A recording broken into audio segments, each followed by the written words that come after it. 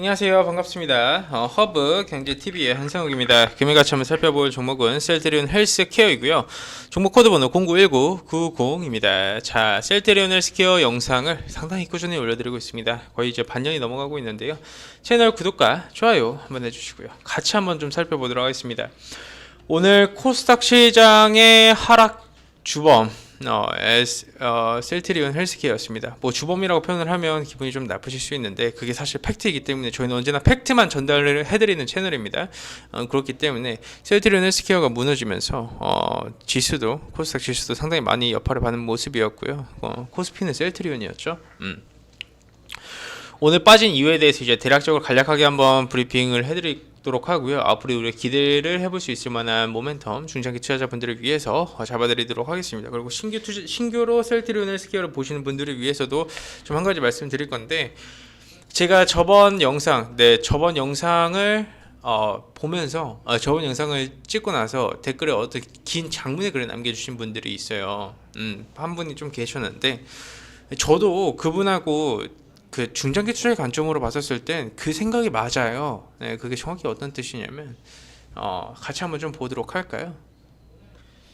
지니킴, 네, 지니킴이라고 스펠하겠습니다. 지니킴님 올려주신 글인데, 블라블라블라 말씀을 해주셨고요. 셀트리온 임상 발표돼가지고 미흡한 대응 방식 때문에 그랬다라고 이제 언급을 주셨어요. 그 부분에 대해서 좀 보자면, 공시와 시간의 단일가 하락의 원인 이다라는 부분이에요. 사실 이제 발표가 나와주기 전까지 시간의 단일가가 올라가다가 공시 나와주고 나서 하락을 했습니다. 그쵸? 전문적인 용어로 구성된 공시 내용이 충분히 팩트를 체크를 할 수 없었던 주주들에게 큰 공포로 다가왔을 겁니다. 그리고 충격적인 단일가로 표현이 된 것이다 라는 부분이에요. 근데 이 부분에 대해서는 사실 저는 다른 말씀을 드리고 싶고요. 이 아래 내용은 상당히 충분히 타당하다라고 생각을 합니다. 근데 이게 왜 그러냐면요, 당연히 뭐 전문적인 용어가 있어가지고 투심 자체가 좋지 못했나라는 부분이 좀 반영이 돼가지고 여러분들이 투매를 만들어줄 수 있어요. 시간이 다니까 좀 빠질 수 있다라는 거죠. 근데 그 이후로 충분히 분석할 시간이 많았습니다. 충분히 분석할 시간이 많았었고, 그런 부분이 이제 어느 정도 가시적으로 투심을 살려줄 수 있을 만한 위치였으면서 팔아먹는 구간이 아니었다면 시간이 다니까 빠져도 그 다음날 시가에 떠서 갑니다. 그 다음날 시가에 떠서 가요. 그거는 인정할 건 인정해야 됩니다. 뭐 임상 발표는 효과 설명 부분에 있어서는 이해하기 어려운 전문적인 표현이다라는 부분이고요. 56%라는 숫자가 언뜻 보면 43% 환자는 회복하지 못한다라고 오해할 여지가 있는 표현이지요. 맞아요. 네, 맞아요. 이 부분에 대해서 잘 말씀하셨어요. 하지만 팩트는 다음과 같습니다. 100명 중에서 8.7명이 중증 환자가 되는 것을 약을 쓰면 4명의 투약군으로 중증 환자가 된 비율을 56% 감소시켰을 것이다. 라는 부분이고요. 이제 사망자 수를 줄이는데 진짜 큰 의미가 있거든요. 사망자 수를 줄이는데 정말 큰 의미가 있는 거예요. 10명 중에서 5명을 줄일 수 있으면요, 쓰는 게 당연히 맞죠. 근데 이제 이런 부분에 대해서 8.7명 중에서 4명이라는 단순한 수리적인 계산을 가지고 그럼 뭐하러 그 돈 주고 약을 투여하는 시간에 1시간도 걸려서 라는 부정적인 반응에 대해서 얘기를 하는 건데, 56%의 위험률을 낮춰주고 투여를 안 받는다고요? 여러분들 중증 환자라고 생각해 보세요. 56% 감소를 시켜준 투여를 안 받는, 그건 아니라는 거죠. 그리고 아시겠지만 1000명대 코로나 들어갔었을 때 이제 병상 부족으로 어마어마한 그런 상황이 발생됐습니다. 일본 지금 6,000명씩 나오잖아요. 그렇죠? 코로나가 지금 완전히 다 끝날 거라고 보시나요? 네? 백신하고 치료제 나와줘도 우리는 평생 코로나랑 살아가야 돼요, 여러분. 그런 상황에서 어느 정도 이제 이 정도 수치면 저는 가시적인 성과물을 보여줬다라고 해요. 본질적으로 봤었을 때. 그리고 이제 이런 경제적인 부분과 병상 유지, 3일이라는 시간이 주어진 경제적인 효과, 이런 부분에서도 저도 정말 공감합니다. 인터넷 매체 언론의 부정적인 표현. 근데 셀트리온이라는 그룹이 뭔가 가시적인 결과물을 만들어내줬을 때 항상 언론은 부정적인 식으로 이제 이렇게 말을 하더라고요. 부정적으로 이제 뉴스가 나와주는 악의적인 글들이 많았는데 항상 그런 부분 또 헤쳐서 올라가는 주식이 셀트리온 그룹이기도 합니다. 근데 이런 부분에 대해서는 의구심을 좀 가질만 하지만 이렇게 좀 공개적인 방송에서는 뭐 언급을 사실 좀 드리기가 어려운 부분이 없지 않아 있다라는 부분 말씀드리도록 하겠습니다. 그렇기 때문에 제가 방금 전에 말씀드린 부분에 대해서 간략하게 다시 한 번 더 정리를 해드리자면요. 분석할 시간 충분했어요. 예, 충분했어요. 시간에 부족했었어도요, 여러분. 시간에 부족했었어도 시간에 끝나고 나서 한 12시간 정도 시간이 있었습니다. 충분히 분석을 할 만한 시간이 있었었고 12시간이 넘어서 15시간입니다. 그게 반영이 됐다라고 하면 갭 뜨고 이렇게 박스권 뚫고 올라가는 게 맞아요. 제 영상 보신 분들 잘 아시겠지만 단기 트레이딩 하시는 분들은 절대 제로가 발표되는 그 당일에는 매매를 하면 안 된다라는 거였어요. 당연히 그 수치상으로만 보면 올라가는 게 맞아요. 그게 합리적이죠. 근데 여기서 다시 한 번 더 말씀드리지만 언제부터 주식시장이 합리적이었죠? 아니라는 거죠. 이게 56%가 아니라 예를 들어서 70%가 나왔어. 아니 80%가 나왔었어. 그런데도 비이상적인 주식 시장은요. 이 시장의 기대치가 90%였으면 주가는 떨어진다라는 거예요. 어닝 서프라이즈 나왔어. 전년 대비해서 어닝 서프라이즈가 막 3배 이상 올랐다라고 하는 거예요. 근데 시장 예상치는 4배였어. 그러면 이거는 한가가 하는 거예요. 왜? 어닝 쇼크라고 판단하거든요.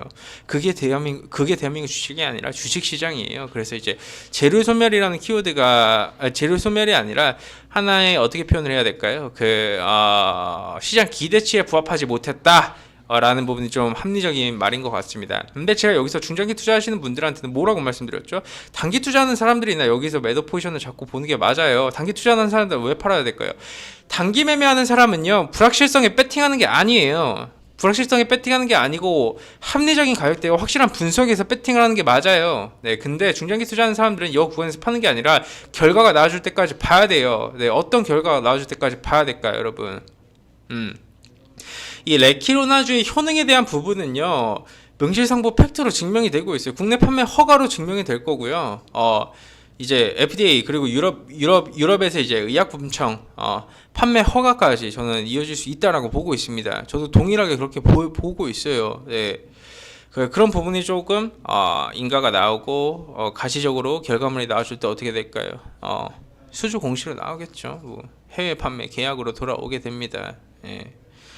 그런 부분을 봐야 된다라는 거예요. 중장기 투자하시는 분들은 뭐 내가 플러스 100% 구간도 견뎠는데 마이너스 뭐 20% 구간도 못 견디는 건 사실 불합리하잖아요, 여러분. 그쵸? 네, 플러스 100% 올라갈 때는 행복하고 즐거웠는데 마이너스 한 20% 고점에 마이너스 한 20% 빠지니까 되게 아닌 것 같죠?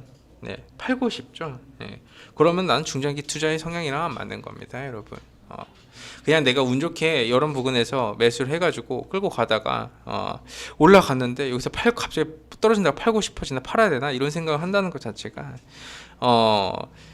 그 방향성 자체가 잘못됐다라는 거예요. 중장기 투자의 기본은요, 등락폭에 연연하지 않는 매매예요. 중장기 투자는 그 기업의 본질과 가치가 나와줄 때까지 보는 매매라는 거예요. 그래서 저는 중장기 투자, 단기 스윙, 단기 트레이딩 이렇게 다 나눠서 매매를 하는 거를 추구하고 그게 맞다라고 보여지고 있어요. 예. 그리고 이제 대형 제약 바이오 대형주들 저는 라이브 방송에서 빠진다라고 말씀드렸습니다. 예. 그리고 어느 정도 등락폭 자체가 크고 주가가 피로감을 계속 느낀다라고 말씀드렸어요. 여기서 쉬어가도 괜찮아요. 쉬어가야 돼요. 더 올라가려면 여기서 쉬지 않고 계속 올라가는 게 더 잘못됐다라는 거를 인지하고 명심하셔야 돼요. 의미가 있는 14만 원대의 가격대에 이제 들어와 줬고요. 여기서 만약에 14만 원 가격대 이탈 나와주면 12만 원까지 와준다라는 건요, 명실상부 팩트예요. 부정할 수 없는 사실이에요. 예, 14만 원 가격대 내려와주면 12만 원까지 내려와줄 수 있다는 부분을 인지를 해야 되는데 그 가격대에서부터는요, 고점에서 팔아먹은 메이저들이 충분히 저가매수 들어와줄 수 있는 구간이라는 부분도 인지를 해야 돼요. 여기서부터는 저가매수 들어와줄 수 있는 구간이에요. 여기서 물량 받고 주가 가볍게 만든 다음에 기간 조정 좀 거친 다음에 다시 한 번 더 주가 당겨서 올라가 줄 수 있다라는 거죠. 그건 어느 정도 가시적인 결과물이 나와줄 때 언제? 방금 말씀드린 부분에 가시적인 결과물이 나와줄 때 다시 한 번 더 셀트리온의 스킬을 움직여줄 수 있다라는 부분을 명심하고 또 명심 한번 해주시면 될 것 같습니다. 등락폭에 연연하지 마세요. 등락폭에 연연하는 사람들은요, 단기 매매하는 사람들이 등락폭에 연연을 해야 돼요. 왜? 손절해야 되니까, 아니면 익절을 해야 되니까. 근데 중장기 투자자는요, 우리가 원하는 그 관점을 볼 때까지 가져가는 게 중장기 투자입니다. 저도 영상을 찍어드릴 때 거의 얼마였어요? 6만 원대부터 찍어서 올려드렸잖아요. 그쵸? 좀만 빠지든, 올라가든 빠지든 좀만 빠지면 좀만 빠지면 개잡주라고 표현하는 사람들이 있어요. 호재가 나와도 안 올라간다고. 근데 호재가 나와도 지금 올라가지 못하는 이유에 대해서 명확하게 이해가 있는 상태라면 상관이 없어요. 오케이? 좋습니다. 그렇기 때문에 뭐 주주분들 저는 힘내라는 말씀 드리고 싶어요. 모멘텀이 아직 안 끝났어요. 앞으로 나와줄 모멘텀 훨씬 더 큰 건들이 많잖아요. 그렇죠? 그렇기 때문에 화이팅들 하시고요.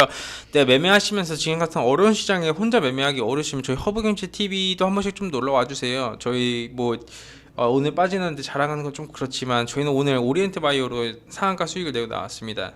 네, 라이브 방송에서 계속해서 말씀드렸어요. 정치 테마 봐야 된다고, 정치 테마 봐야 된다고. 그리고 가시적으로 눈으로 보여줬고 좋지 않은 시장에서도 인바이오라는 종목으로 10% 수익 챙기고 나오고, 좋지 않은 시장에서도요, 시장의 트렌드와 흐름을 잘 파악할 수 있다라고 하면 이렇게 단기 수익은 꾸준히 종목을 챙겨갈 수 있습니다. 저희는 절반 물량 가지고 있기 때문에 아마 청산을 하게 되면 한 5, 60% 구간에서 나와줄 수 있을 것 같아요. 네. 자, 좋습니다. 그리고 저희가 항상 말씀드리지만 저희는 실력으로만 증명하는 회사라고 말씀드렸어요. 저희가 CTS 2기 진행한 부분도요, 지금 같은 어려운 시장에서도 원금 대비 20% 수익 구간 달성하고 완료됐고요. CTS 3기는 아직까지 진행할 예정은 아직까지 잡혀있지 않습니다. 그렇기 때문에 여러분들 이번에 신년 이벤트 기회 진짜 저희가 좋게 해드리고 있습니다. 기회 한번 잡아서 와보시는 것도 좋을 것 같습니다. 저희가 VIP분들한테 라이브 방송만 주 3, 4회 해드리고 있어요. 그만큼 교육, 수익, 그리고 종목수는 줄여가면서 압축 매매까지 어느 정도 다 같이 오래오래 같이 가자라는 취지로 운영하고 있으니까요. 많은 사랑 부탁드리도록 하겠습니다. 감사합니다.